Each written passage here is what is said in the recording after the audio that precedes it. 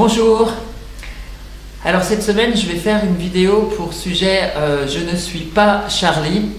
Alors pourquoi? C'est pour faire référence donc aux événements dramatiques qui sont arrivés donc cette semaine sur ces actes de fanatisme qui ont provoqué 12 morts. Donc ce sont des événements effectivement qui m'ont choqué comme pour beaucoup. Et ce qui m'a choqué, c'est aussi la suite des événements et notamment toute cette propagande et ces messages où il était marqué « Je suis Charlie, je suis Charlie ». J'ai vu ça beaucoup dans les réseaux sociaux et puis partout au niveau média, cette grande propagande où tout le monde suit ce mouvement. Et j'ai reçu même des textos, des SMS où c'était marqué « Je suis Charlie » et puis on me disait « Fais passer la chaîne », etc. Puis j'ai dit non. À l'intérieur de moi, ça disait non. Alors pourquoi est-ce que je suis choquée de ça? En fait, je vais vous expliquer tout simplement. Alors effectivement, quand je regarde le premier intérêt, c'est de dire effectivement c'est un message pour dire que nous aussi, on a droit à la liberté d'expression, etc. Bon, alors là-dessus, je comprends. Maintenant, pourquoi est-ce que ça me dérange le fait de dire « je suis Charlie » ? Alors, je vais vous parler de ce que c'est qu'un égrégore, pour que vous puissiez mieux comprendre ça. Et du coup, j'espère que cette vidéo pourra vous éclairer et vous faire comprendre comment on tombe dans les pièges du fanatisme et comment est-ce qu'en ce moment, je sens qu'il existe une dérive qui est en fait un fanatisme d'un côté comme de l'autre. Enfin, on va voir ça ensemble. Alors, le fanatisme, comment ça naît? En fait, on va imaginer à la base, par exemple, je suis une personne qui aime la musique et j'aime écouter de la musique et puis je me dis tiens, je vais passer de la musique parce que j'ai envie d'entendre. Donc là, en fait, à ce niveau-là, je suis simplement dans le plaisir d'écouter de la musique et je suis donc pas vraiment attaché à un artiste plus qu'un autre. J'aime la musique. Puis un jour, qu'est-ce qui se passe-t-il? En fait, un jour, il y a un artiste que j'aime plus que les autres parce que sa sensibilité me parle et parce que j'aime sa musique. Et qu'est-ce qui va se passer à ce moment-là? De cet artiste, je vais donc m'acheter ses albums, ses disques et puis je vais commencer à regarder ses concerts, etc.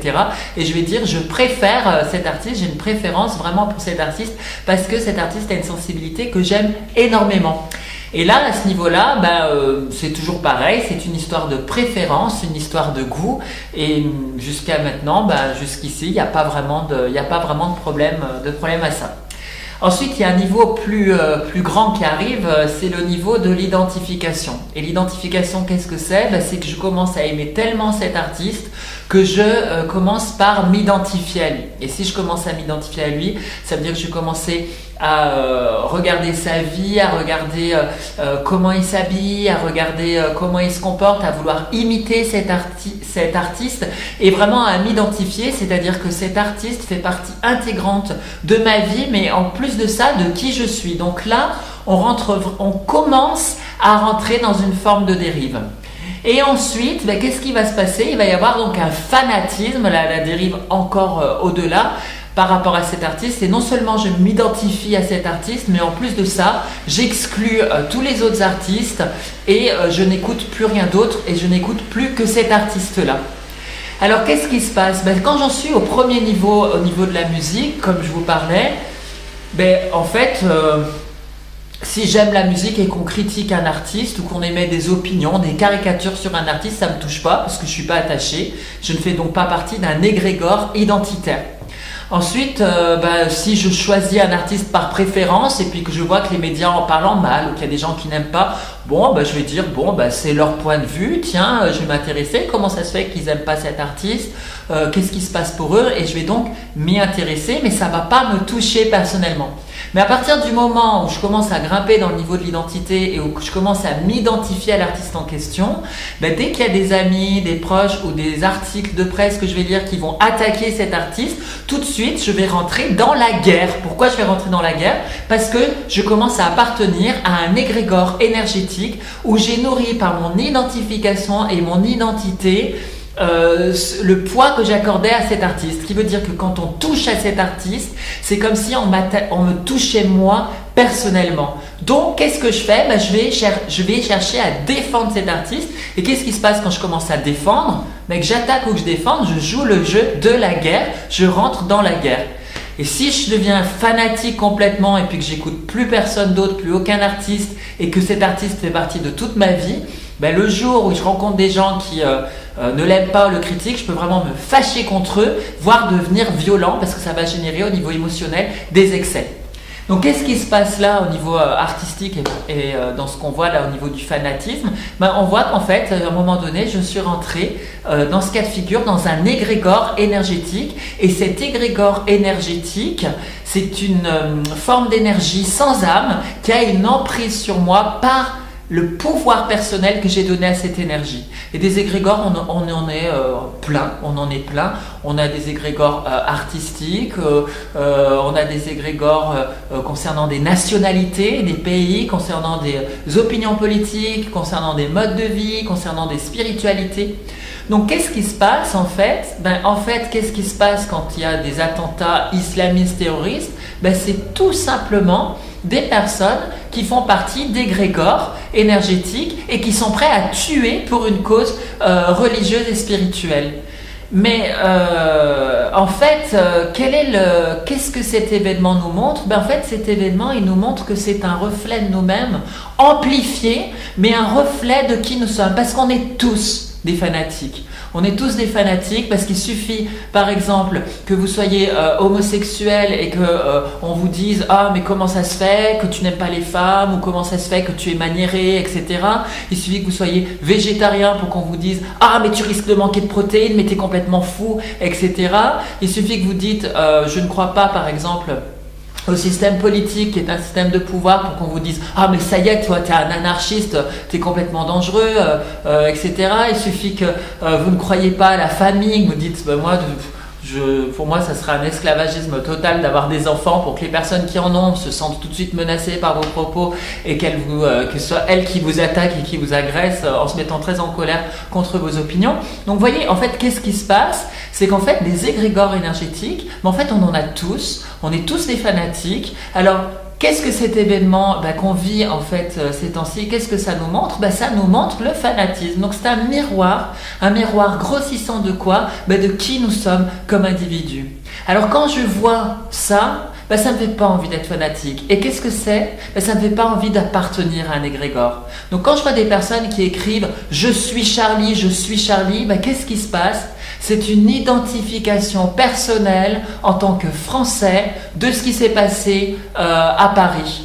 Mais en fait, oui, c'est un égrégore énergétique. Ça veut dire que ce qui arrive à ces journalistes, c'est comme si ça me touchait moi personnellement. Et du coup, je vais dire « Je suis Charlie ». Et émotionnellement, qu'est-ce que ça déclenche? Automatiquement, je rentre dans cet égrégore-là. Je prends personnellement, je fais une affaire personnelle de ce qui est arrivé à ces journalistes. Et qu'est-ce que ça génère? Ça génère de la défense, de la colère et de l'attaque.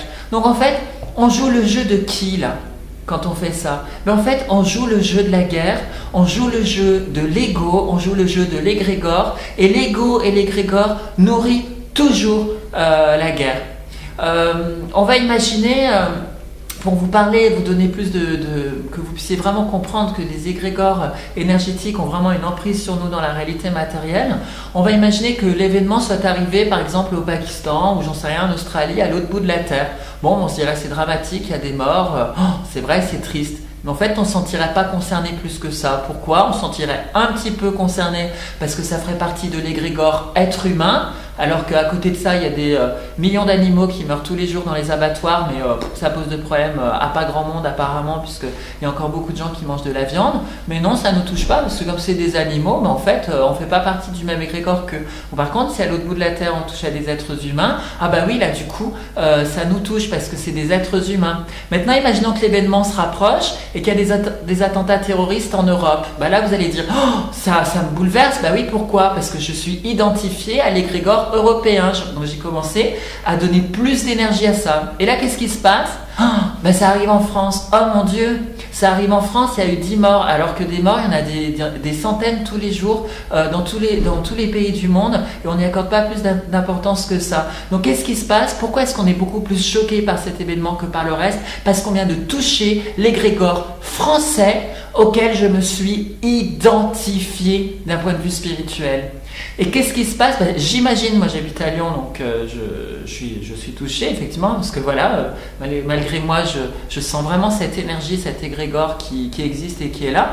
Ceux qui habitent à Paris, ça doit être encore pire, parce qu'à Paris, c'est arrivé carrément dans leur ville. Maintenant, imaginez à ceux à qui ça touche, les amis des dessinateurs. Mais c'est encore pire, ça touche leurs amis et leur famille. Bah oui, ça touche leur famille. Donc vous voyez, l'égrégore, comme il peut avoir une emprise sur nous, alors que concrètement, la réalité c'est quoi? La réalité c'est que on a eu ces informations, j'ai eu ces informations, j'ai 2 bras, j'ai 2 jambes, j'ai un cerveau pour réfléchir et je suis libre. Je suis libre et en fait ces attentats et ces violences qu'il y a eu, c'est pas moi qui les ai reçus. Donc si c'est pas moi qui les ai reçus, je n'ai pas à m'identifier à cela et je n'ai pas à aller afficher sur des réseaux sociaux je suis Charlie, etc. parce que je trouve que du coup c'est rentrer dans le jeu du fanatisme. Alors on dénonce un fanatisme en rentrant et en jouant le jeu de celui-ci et ça sert qui tout ça? Ça sert certainement, ce que je dis c'est une opinion, je peux pas en être sûr, mais ça sert certainement les autorités les autorités c'est quoi? Les autorités extérieures, c'est diviser pour mieux régner, parce que quand les êtres humains se disputent entre eux, et du coup, qu'est-ce qui se passe? Du coup, on peut mieux faire quoi? On peut mieux les contrôler. Donc, qu'est-ce qu'on nous propose? On nous propose si c'est les autorités religieuses islamistes, d'obéir, sinon ou de devenir religieux, sinon on se fait tuer. Donc ça non, c'est hors de question puisqu'on est libre. Mais pour contrer ça, on va faire quoi? On va faire plus de lois. On va donner notre pouvoir du coup pour assurer notre protection à des autorités politiques. Puis qu'est-ce qu'elles vont faire, les autorités politiques? Elles vont nous enlever notre liberté. C'est non pareil. C'est la même pièce, il y a 2 facettes, il y a l'autorité religieuse d'un côté et de l'autre côté il y a l'autorité étatique. Alors pour contrer l'autorité religieuse, on va rentrer dans l'autorité étatique. Alors en fait c'est quoi? C'est 2 égos qui se font la guerre entre eux. Clairement j'ai souhaité faire cette vidéo pour vous partager cela parce que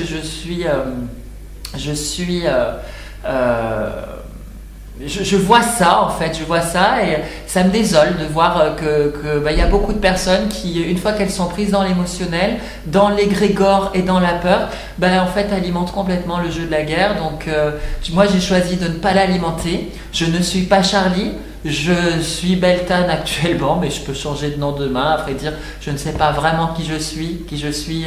Cette réponse, c'est le travail de toute une vie de recherche. La question de savoir qui nous sommes en tant qu'individus, nous ne le savons jamais vraiment, puisque qui nous étions il y a 10 ans, ce n'est pas qui nous sommes aujourd'hui, et qui nous serons dans l'avenir, ce ne sera pas la même personne non plus de qui nous sommes aujourd'hui.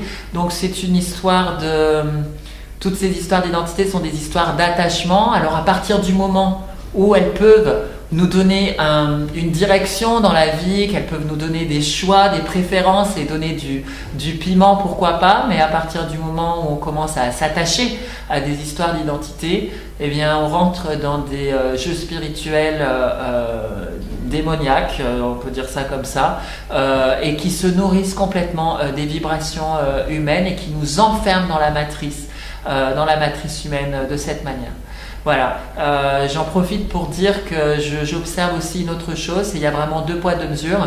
Il y a 1 an, je crois, il y avait un humoriste qui s'appelle Dieudonné, à qui l'État a interdit des spectacles, à qui il y avait une propagande médiatique comme quoi on ne devait pas rire de tout. Bon, inversement, Charlie Hebdo pouvait rire de tout, ils se sont fait assassiner, c'est terrible pour eux. Est-ce que si Dieudonné s'était pris une balle dans la tête, est-ce que les gens réagiraient de la même manière? Ou est-ce que les gens ne diraient pas « Ah, il l'avait cherché ». Donc, ce que je voudrais vous dire, c'est faites attention aux médias, à la pensée collective, et je vous invite vraiment à revenir à vous-même et vraiment à la paix, parce que tout ça, c'est des histoires d'attachement, c'est des histoires d'opinion, et c'est pas vraiment... je pense pas que nous soyons venus sur Terre pour rentrer en guerre les uns avec les autres. Voilà, donc je voulais adresser ce message de paix, et voilà, bonne journée à vous, merci.